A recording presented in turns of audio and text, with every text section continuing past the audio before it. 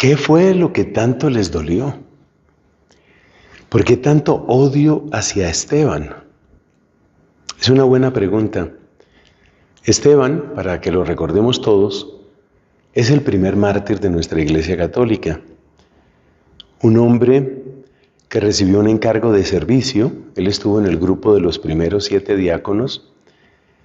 Un hombre versado en las Escrituras, con una sabiduría a la que nadie podía vencer, y que fue acusado ante el Sanedrín con una serie de calumnias, en lo cual hay un gran parecido con nuestro Señor Jesucristo. También Cristo fue llevado ante el mismo tribunal y también llevado con una serie de calumnias. Pero ¿qué fue lo que tanto les dolió? Es decir, ¿por qué ese odio extremo hacia Esteban? ¿Qué fue lo que dijo que era tan grave? La primera lectura de hoy nos muestra la denuncia que Esteban hace. Y es interesante porque Esteban está en el Sanedrín básicamente porque hay acusaciones contra él. Pero es en el Sanedrín donde él acusa a los que lo están acusando a él. Es algo muy parecido a lo que también sucede cuando Cristo estaba en el Sanedrín. Recordemos que Cristo en el Sanedrín es interrogado por Anás, que hacía las veces de sumo sacerdote, aunque no era legalmente el sumo sacerdote, pero bueno, hacía las veces de sumo sacerdote. Y Anás le pregunta a Cristo, ¿qué es esa enseñanza que tú tienes? Básicamente lo que quería era que Cristo dijera algo inapropiado para entonces pillarlo en sus propias palabras. Bueno, eso es lo que le dice Anás. Y Anás está sirviendo de acusador frente a Cristo. Y entonces Cristo le responde a Anás, yo he hablado abiertamente en el templo, en la sinagoga. Yo he hablado abiertamente. Les puedes preguntar a los que me han oído. Esas palabras de Cristo, cuando estaba ante el Sanedrín, están mostrando una acusación. Porque precisamente el comportamiento de Anás y de muchos de los jefes de los sacerdotes era un comportamiento lleno de intrigas y pequeños ¿cómo se dice esto? Estos pequeños grupitos, conciliábulos. Anás era de esos que se reúnen en el grupito, murmura aquí, murmura allá, acomoda las cosas. Cristo dice, no, yo no soy así. Conmigo no tienes ese problema. Yo hablo abiertamente.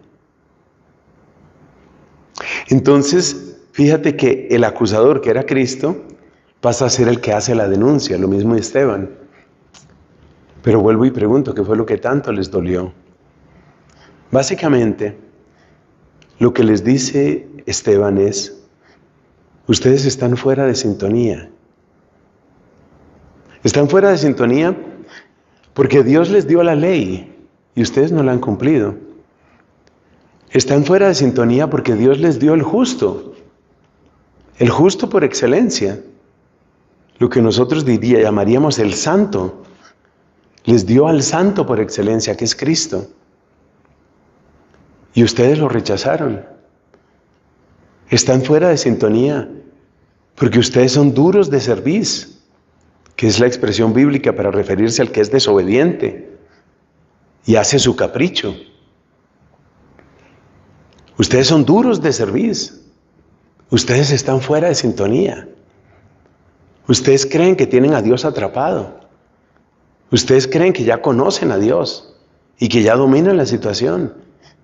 Y ustedes están fuera de sintonía.